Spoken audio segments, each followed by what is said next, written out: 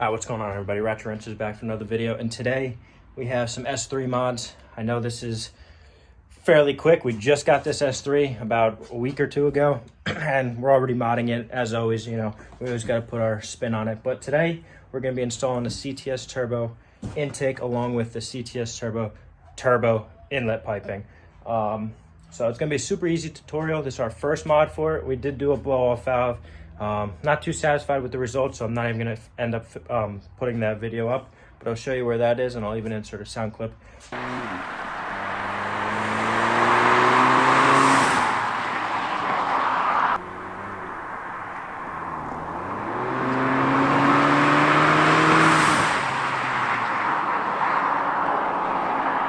Yeah, it's going to be super easy, so let's get right into it.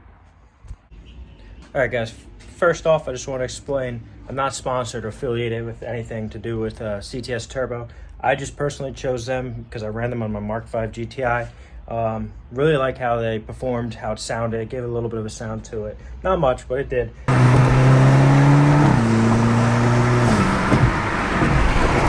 And overall, it was just a great product for me. So there's so many other companies out there. There's, you know, AWE, there's K&N, there's Engine, there's so many. The list goes on. I just personally have a preference with CTS when it comes to the intake side of things. Of course, I prefer some other brands for different aspects of the vehicle, but let's show you. All right, first things first, you got to do an unboxing. In here is the filter. We'll start opening once we get to it. We'll take everything out. It's hard to do with one hand. Here's some intake piping. We got the little coupler, some clamps, some guards for the edge of the steel bracket down there. We got the turbo inlet piping here, part of the bracket there, and of course the other half of the bracket right down here. I'm going to unwrap them here, and I'll show you what they look like. So right here is everything we need to do this quick and easy tutorial, this little quick install. It's got CTS written all over. It's very right in your face. I love how it's machined into the aluminum, even in the intake there.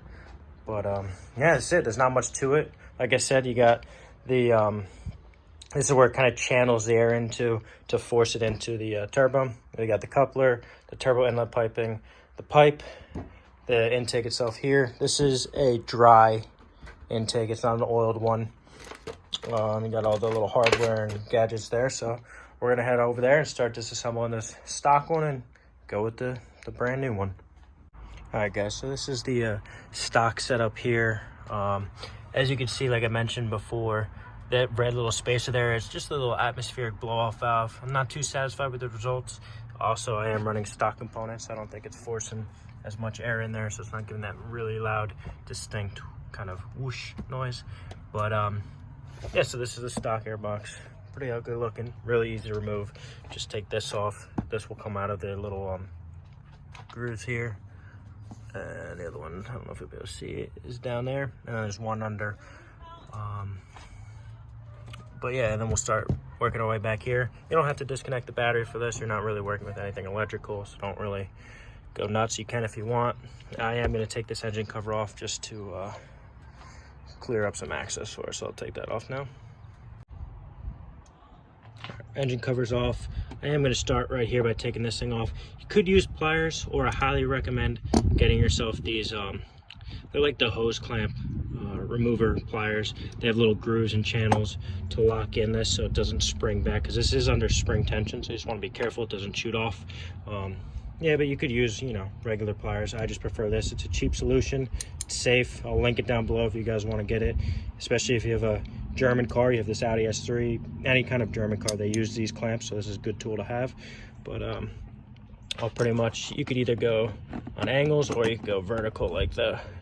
It's really hard to do with one hand and try and film, so I'm going to take that off and just kind of remove this out of the way, and we'll be just left with this, and we'll work our way back. So we got the air box just hanging off by one little breather tube right there.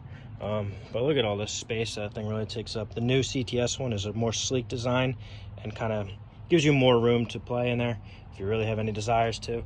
But you have a little drain on the bottom. This is what it looks like, the stock one. But just gonna remove this little hose here, which will and should go into the new system. I'm not sure, but it should.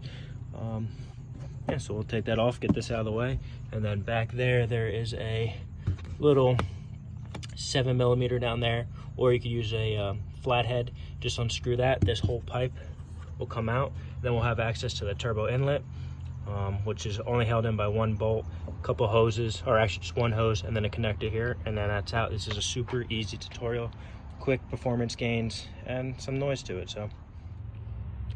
So I managed to get a 1/4-inch ratchet in there. It's not on right now because I took my hand off it just to film, but that's your best way to get it, is a little 1/4-inch with a long 7mm. It's really hard to get a screwdriver in there unless you have a short stubby one, but I'm just going to take this off, get this out of the way, and we're almost done. Just got to get the turbo inlet out, put the new one in, and then start routing the piping. So I'm going to take this off and see you in a sec. So I snuck in a 1/4-inch extension with the T30, and I'm able to just spin it loose. It's not really a tight one, so you want to be careful, and you also want to be careful not to drop it. So I'm going to take a magnet tool now that's loose and just kind of lift it up so I don't drop it down there, because I don't feel like replacing this bolt and I don't want it to get lost. Got myself my good old magnet, sneak that in there, get that bolt and pull it out. I'll show you what that looks like. It's a T30. It's not too long, so I'm gonna set that up here. And now we could rotate this whole thing to the side like so and pop it out. Real quick while I have it out, first thing you notice is the size difference. This is the old one, this is the new one. This is 3-inch here. Of course, the back will always be the same size, so that's going directly into the turbo.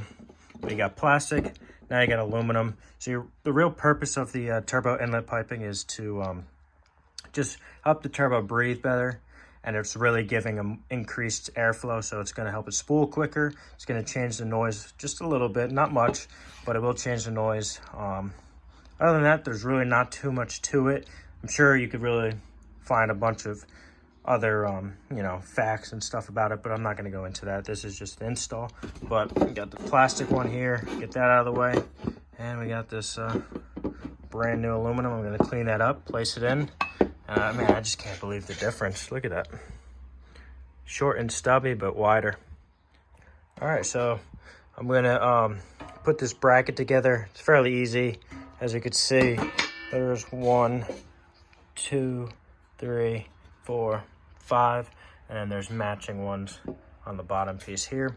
They give you some of these. They're actually a 2.5 Allen key, and then you got a little hex nut that's going to go on the back side. So it's just pretty much going to be lined up like so.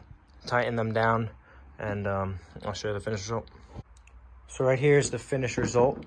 I got these all tightened up. I went ahead and just put the little, it's like a rubber molding just to prevent rattle and chafing on anything. I did the cushion one in here where the filter sits. You got 1, 2, and 3 holes. You're gonna use some hardware that I'll show you once we put those on. And this is if you have a breather, but you might block that off, or in this case I do. That little hose that we disconnected from the stock air box is just gonna go right through there. But yeah, that's it. So I'm gonna start putting it in. These are those little grommets I was saying go through here and here. You're just gonna put this on the stock one here, and I just went ahead and did this one. You might need a little force just to push it on, but you could even use some WD-40 just to make the silicone a little more slippery. So I'll get that on. So it's pretty much all wrapped up. Sorry for the kids in the background, quite annoying, but I got this tightened down here. This is in place. All I gotta do is put that filter on. So that hose that I was talking about earlier that went into the stock air box that I said was gonna feed through here, it's actually a mistake. You actually have to route it up and under to the back side of here. This is for a secondary air breather if you have like California emissions or anything like that. So I'm gonna bypass that, just put a plug. Now I'm gonna put the filter on, start her up, put the engine cover, give you some sound clips, and show you what this thing sounds like.